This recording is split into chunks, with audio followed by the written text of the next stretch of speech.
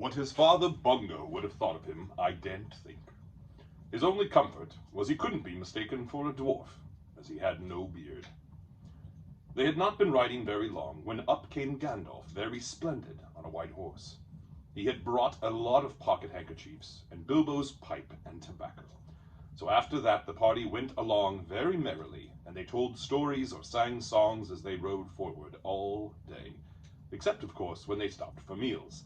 These didn't come quite as often as Bilbo would have liked them, but still he began to feel that adventures were not so bad after all. At first they had passed through Hobbit lands, a wild, respectable country inhabited by decent folk, with good roads, an inn or two, and now and then a dwarf or a farmer ambling by on business. Then they came to lands where people spoke strangely and sang songs Bilbo had never heard before. Now they had gone on far into the lone lands where there were no people left, no inns, and the roads grew steadily worse. Not far ahead were dreary hills rising higher and higher, dark with trees. On some of them were old castles with an evil look, as if they had been built by wicked people. Everything seemed gloomy, for the weather that day had taken a nasty turn. Mostly it had been as good as May can be, even in merry tales, but now it was cold and wet. In the lone lands they had to camp when they could, but at least it had been dry. "To think it will soon be June," grumbled Bilbo as he splashed along behind the others in a very muddy track. It was after tea time. It was pouring with rain, and had been all day. His hood was dripping into his eyes. His cloak was full of water. The pony was tired and stumbled on stones. The others were too grumpy to talk. "And I'm sure the rain has got into the dry clothes and into the food bags," thought Bilbo.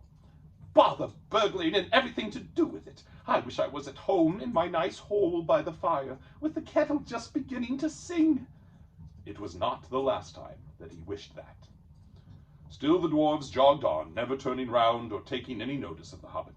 Somewhere behind the grey clouds the sun must have gone down, for it began to get dark. Wind got up, and the willows along the riverbank bent and sighed. I don't know what river it was, a rushing red one, swollen with the rains of the last few days, that came down from the hills and mountains in front of them. Soon it was nearly dark. The winds broke up the grey clouds, and a waning moon appeared above the hills between the flying rags. Then they stopped, and Thorin muttered something about supper. "And where shall we get a dry patch to sleep on?" Not until then did they notice that Gandalf was missing. So far he had come all the way with them, never saying if he was in the adventure or merely keeping them company for a while.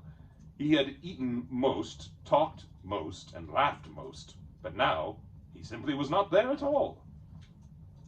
"Just when a wizard would have been most useful, too," groaned Dori and Nori, who shared the hobbits' views about regular meals, plenty and often.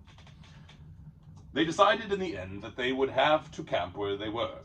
So far they had not camped before on this journey, and though they knew that they soon would have to camp regularly, when they were among the misty mountains and far from the lands of respectable people, it seemed a bad, wet evening to begin on. They moved to a clump of trees, and though it was drier under them, the wind shook the rain off the leaves, and the drip, drip was most annoying. Also, the mischief seemed to have got into the fire. Dwarves can make a fire almost anywhere, out of almost anything, wind or no wind, but they could not do it that night. Not even Owen and Glóin, who were especially good at it.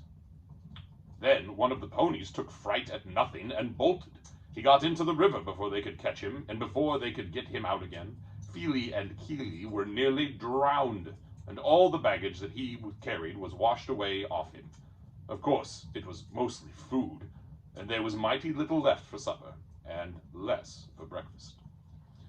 There they all sat glum and wet and muttering, while Owen and Glóin went on trying to light the fire, and quarreling about it. Bilbo was sadly reflecting that adventures are not all pony rides in May sunshine, when Balin, who was always their lookout man, said, "There's a light over there." There was a hill some way off with trees on it, pretty thick in parts. Out of the dark mass of the trees they could now see a light shining, a reddish, comfortable-looking light, as if it might be a fire or torches twinkling. When they had looked at it for some while, they fell to arguing. Some said no, and some said yes. Some said they could but go and see, and anything was better than little supper, less breakfast, and wet clothes all the night. Others said, these parts are none too well known, and are too near the mountains. Travelers seldom come this way now. The old maps are no use. Things have changed for the worse, and the road is unguarded. They have seldom ever heard of the king round here, and the less inquisitive you are as you go along, the less trouble you are likely to find. Some said, after all, there are 14 of us. Others said, where has Gandalf got to? This remark was repeated by everybody. Then the rain began to pour down worse than ever, and Owen and Glóin began to fight. That settled it. After all, we've got a burglar with us, they said, and so they made off, leading their ponies with all due and proper caution in the direction of the light. They came to the hill and were soon in the wood. Up the hill they went, but there was no proper path to be seen, such as might lead to a house or a farm. And do what they could, they made a deal of rustling and crackling and creaking, and a good deal of grumbling and dratting as they went through the trees in the pitch dark. Suddenly, the red light shone out very bright through the tree trunks not far ahead. Now it is the burglar's turn, they said, meaning Bilbo. You must go on and find out all about the light and what it is for, and if all is perfectly safe and canny, said Thorin to the hobbit. Now, scuttle off and come back quick, if all is well. If not, come back if you can. If you can't, hoot twice like a barn owl, and once like a screech owl, and we will do what we can. Off Bilbo had to go. Before he could explain that he could not hoot even once like any kind of owl, any more than fly like a bat. But at any rate, hobbits can move quietly in woods, absolutely quietly. They take a pride in it, and Bilbo had sniffed more than once at what he called all this dwarvish racket as they went along. Though I don't suppose you and I would notice anything at all on a windy night, not if the whole cavalcade had passed 2 feet off. As for Bilbo walking primly toward the red light, I don't suppose even a weasel would have stirred a whisker at it. So naturally he got right up by the fire, for fire it was, without disturbing anyone. And this is what he saw.